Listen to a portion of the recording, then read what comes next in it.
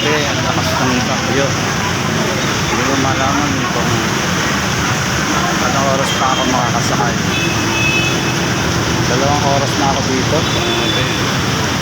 Isipin nyo, walang jeep. Ang lakas ng hangin. Lakas ng hangin. Stranded kami dito. Umaga na ako dito. Madilim pa. Nandito na ako eh. Umalis na ako ng umaga eh. Para hindi ako bagyoin. Eto, pinagbagyo pa rin. Ayan, kita nyo yung sitwasyon. Kita nyo yung sitwasyon. Ang lakas ng ulan. Pasana yung pantalo namin lahat dito. Lahat pasana.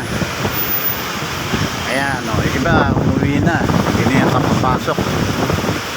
Ako, hindi po pwede.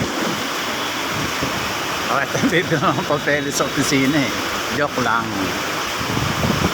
Kaya eto, hihintay 2 hours, ngawit na ako. Basahan yung pantalong ko, basahan yung ulo ko. Pati salamin ko, naanggihan na din eh. Ay nako, lakas ng ulan, grabe. Ayan, nakita niyo yung sitwasyon, no? Ayan, lakas ng hangin. Hindi ka man mabasa, maanggihan pa. So, ayan, no? Diba niyo yung mga buhok namin, gulo-gulo na. Gulo-gulo na yung mga buhok namin, pantalo namin, basa.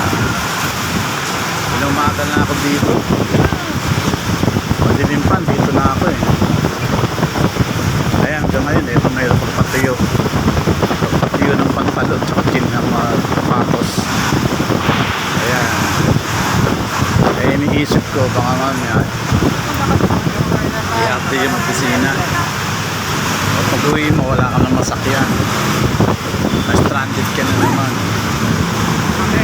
So, ano na yung LRT, maanda. Hirap ba eh? Mga jeep, yung mga papasok late na, yung mga janitress na nakikita ko na kayo-portly. Late na din. Ayan o. Kita nyo. Ano oras pa makakarating ng mga pinapasukan nila. Grabe, pahirap. Tingnan nyo, dating ang tao. Yung iba yata umuwi na, hindi na sumakay. Kasi ang dami namin, nabawasan na kami ngayon. E ako naman, nandito na ako eh. Go na lang. Ayan. Bahala na pag-uwi kung may stranded. Diba? Ay nako, buhay natin puro na sa palaran. Hirap, bagyo. Sa totoo man